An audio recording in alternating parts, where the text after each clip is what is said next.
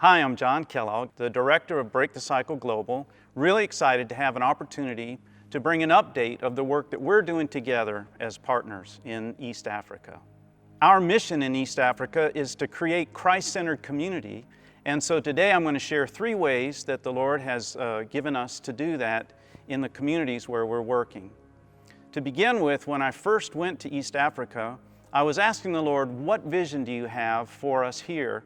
And He shared with me very clearly, I want to change the culture of poverty in some specific places to a kingdom of God culture. So when I asked how to do that, I felt like He said, if you'll breathe destiny and purpose into the 3 to 5-year-olds, in 15 years, they'll be the 18 to 20-year-olds, they'll change the culture from the inside out. So with that, we began a school in Mathare, which is the oldest slum in Nairobi, with about 100 children. We started a couple years ago a teacher training center so that we're able to equip, train, and certify ladies from that community to be teachers. And so we're looking to expand that school in this next year. Right now, that's one of our upcoming needs is we have scholarships for 4 teachers at $2,500 a piece that will help us bring them into our system and bring in more children. The second piece is that as I continue to minister to spiritual leaders and pastors in the area, the Lord gave a really clear word. Unfortunately, what I've seen a lot that had come before me was really a message of religion. You need to change this, you need to change that, and it was really focusing on what we would say fruit.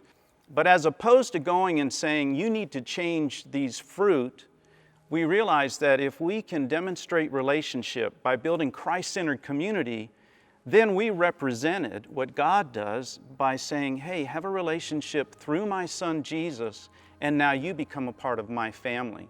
And we find that through relationship, transformation takes place. And when you change the root, the fruit is a natural outflow of that working of Christ in their hearts.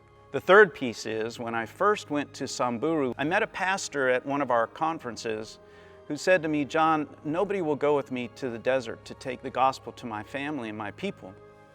And right then I felt like the Lord said, John, I have sons in the desert, but who will tell them? Within a year, we had put together a trip. We spent 20 days in the interior meeting his family and surrounding people. So from that trip, as we came back in, we were met by a chief and elders from an area called Suradoru. And they were so impressed with what we had done that they gave us 5 acres to establish a mission center in their community. After some years of ministering there, something happened that I never imagined. The chairman, chief, and elders approached me and said, John, we know you came here as pastor, but we need your help. And we believe that if you help our community, God will bless it. Will you help us? Well, I wasn't sure what they were talking about, but it ends up that because of this area being in a natural migration space for the wildlife, the elephants and lions and leopards and so on, there's an opportunity to create a conservancy and then to build a lodge in that area. By doing that and having this lodge there, now people can come and bring monies that then parts of that money go into the community to help build the much needed infrastructure like boreholes, schools. There's no medical clinic there now. So combining all of those pieces together really create an opportunity to create community.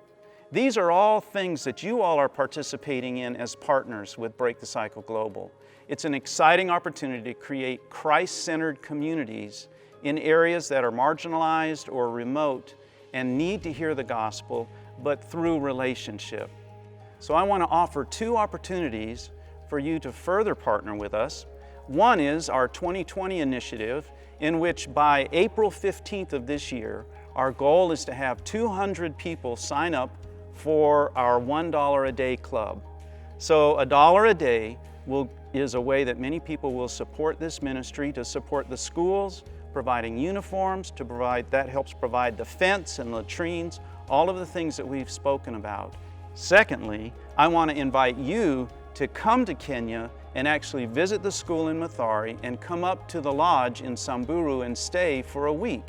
For every 20 people at St. Mark's that sign up for $1 a day club, we will be paying all in-country expenses for somebody from the church to come and visit the school in Mathari and the lodge. So once again, thank you, Sheoling, as we say in Samburu, and God bless you.